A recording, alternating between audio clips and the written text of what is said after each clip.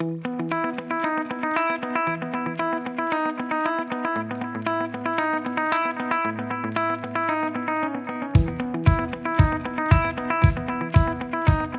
of the things I really dislike is doing voiceovers. I just don't like recording them. So we're gonna do this in the style of a talk through today, which I know that some of you prefer a lot more also.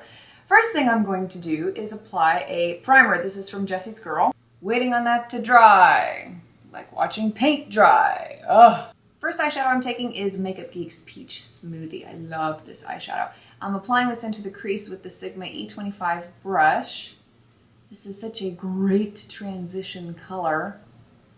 Then I'm taking MakeupGeek's Frappe. This is a reddish brown eyeshadow. It reminds me a little bit of MAC's Brown Script. And I'm applying this right into the outer crease and more into the outer V of the eye. I'm kind of defining the eye with this shade, so contouring the socket line. Now, I would not consider this eyeshadow to be a dupe for Brown Script. If you're looking for a MakeupGeek dupe for Brown Script, Cocoa Bear would be a closer match. And the next color is Mocha. I'm taking the smallest, tiniest amount. I'm going to be using the Sigma E45 pointed brush and working this slightly into the outer V. A little bit goes a long way. You just want to define it a little bit. And then I'm going back over it with a little bit more Frappe, just to blend it out, so it's not such a harsh dark brown right there. Blend, blend, blend.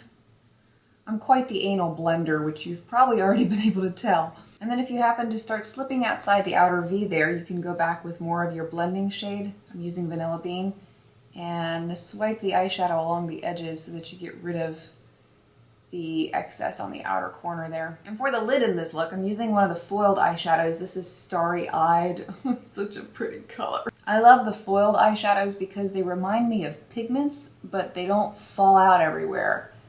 They tend to stay on your lid more when you apply them. And to bring that outer V color in a little bit more, I'm going back with a tiny bit more Mocha and applying it onto the outer third of the lid.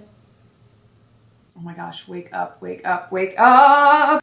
I'm going in with a black eyeliner pencil. This is the one from Rimmel, ScandalEyes, and I'm lining both the upper and lower waterline with this pencil. Woohoo! It tickles! Ah, does that ever tickle you? Woo!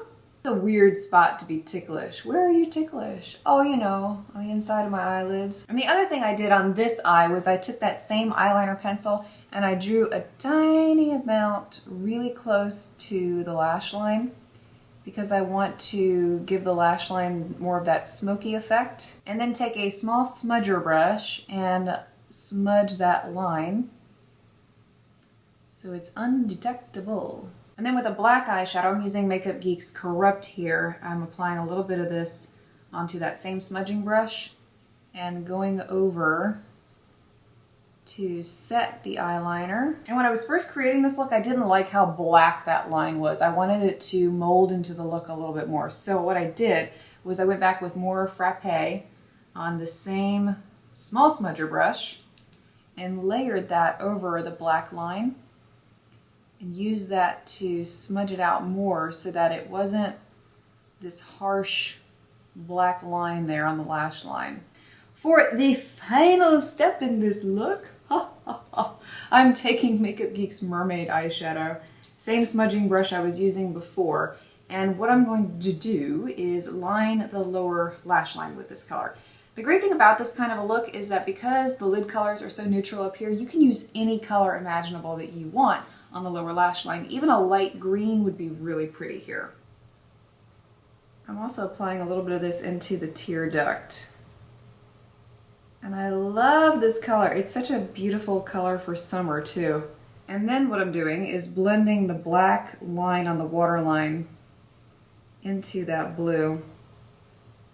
For my false eyelashes, I'm using a pair of Ardell's Demi Wispies, and I did apply these a little bit differently than I normally do.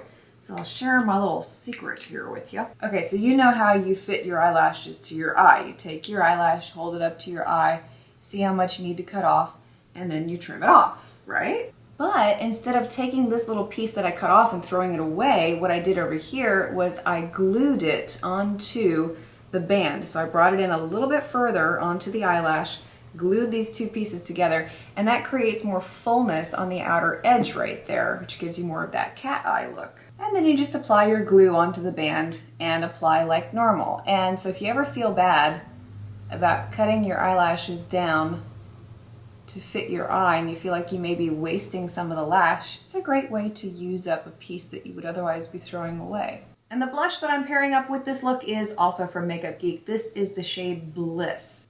Really really pretty, light, pinky, peachy color. And I do want a little bit of a highlight on the cheeks to go with the eyes. So I'm using a pigment from MakeupGeek. This is Afterglow. And I'm taking the tiniest amount on my finger. It is so very pigmented. A little bit goes a long way. And I'm using that on the top of the cheek. And this gives you more of a golden, sun-kissed glow. And for my lips, I'm mixing together e.l.f.'s Party in the Buff with Natural Nymph. And this gives more of that peachy nude lip.